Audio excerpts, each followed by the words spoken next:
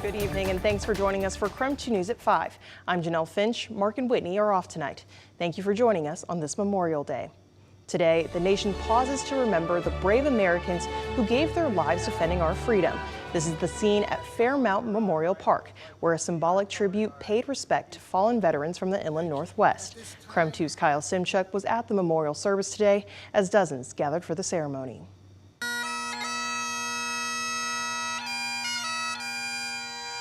A touching tribute at Fairmount Memorial Park, more than 3,900 American flags fluttering in the wind. Under clear blue skies, dozens of veterans and their families paid tribute to the brave men and women who gave everything for our country. Here in the great Northwest, we have lost a total of 378 servicemen. Since last year's ceremony, unfortunately, we have lost 2 more military members from our local area. They have died in training accidents. Spokane County Sheriff John Knowles delivered the keynote speech.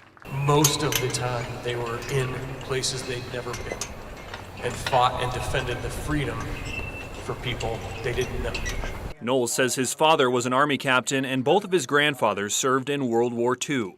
He did not talk about, in his letters home, about what he was doing, what he was enduring.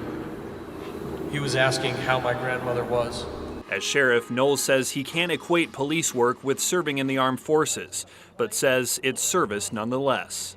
When somebody puts their life in danger willingly to protect others, you develop a bond that many people sitting here today and many of the people we're here to honor keenly understand.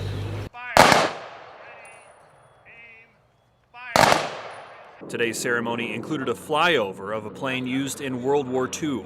For the men and women who did not come home, who gave all, I know that I have to honor them by being the best American I can be. In Spokane, Kyle Simchuk, KREM 2 News. And as we honor those who made the ultimate sacrifice, the Washington State Fallen Heroes Project paid their respects at the Spokane Arena today. Volunteers, family members, and friends displayed the boots of soldiers who died in service or as a result of their service. For many, Memorial Day is an opportunity to celebrate their loved ones and remember the legacies they've left behind. And that picture he was actually in Japan in, so he was fishing while he was in Japan. But yes, it's very special that we get to consistently make new memories with our heroes and other people can learn little bits about them.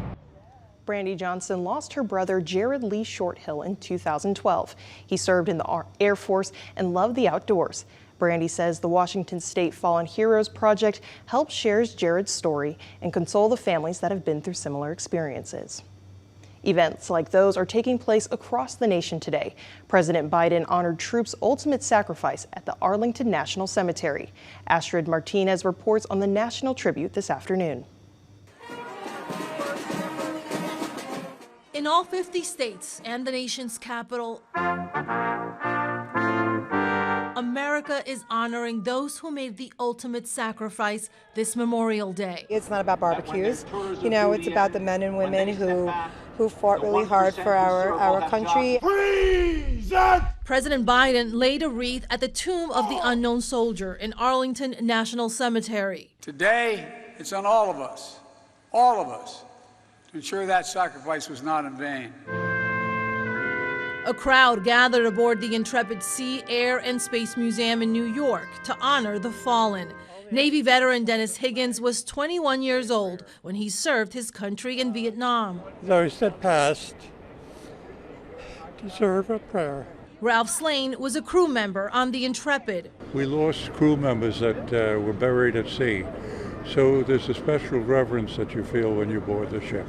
Keeping the Intrepid company this week are active ships docked along the New York City West Side for Fleet Week, showing visitors what service looks like. I hope that she sees that, these are the people who keep us safe.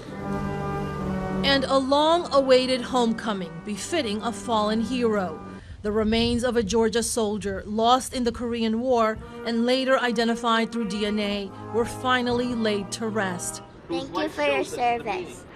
Even decades later, a nation never forgets. Astrid Martinez, CBS News, New York.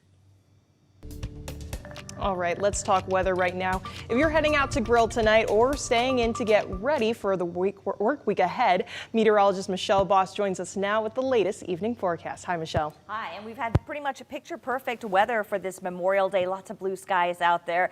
A little bit on the warm side, though, but that's fitting for the unofficial start of summer. Let's take a look at satellite and radar. All we're really seeing out there are maybe a few isolated showers in the higher terrain right along the Canadian border, and that is about it for today. Temperature-wise, we're coming in about 10 degrees above average. It's currently 80 in Spokane, upper 70s, just under 80 degrees, in fact, in Deer Park, Coeur d'Alene, and Sandpoint, and as warm as the mid-80s out in Moses Lake, and kind of heating up there in Lewiston, 87 degrees. Short-term forecast shows temperatures stay mild through the evening, still 70 by 9 p.m. under clear skies. We'll have clear skies tonight, another beautiful day tomorrow with mostly sunny skies, highs in the upper 70s after a brief cool down on Wednesday. Looks like we'll start heating things back up towards the end of the week.